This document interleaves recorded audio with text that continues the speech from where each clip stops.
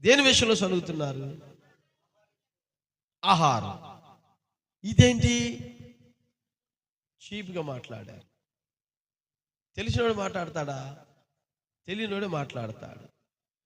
ఇప్పుడు యూదులు ఆయనను చూచి అంటున్నారు, ఇదేమి,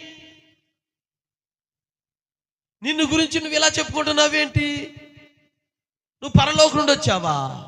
ఇదేంటి? ఇప్పుడు అక్కడ ఆ మన్నా, ఇక్కడ ఈ మన్నా ఒక్కడే అయ్యున్నాడు. ఆ ఆహారం ఆయనే అయ్యున్నాడు.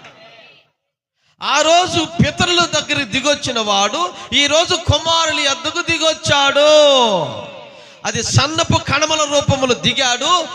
కణములంటే విత్తనములు వాక్య రూపముగా దిగొచ్చాడు. ఇక్కడ శరీరముగా మారి దిగొచ్చాడు.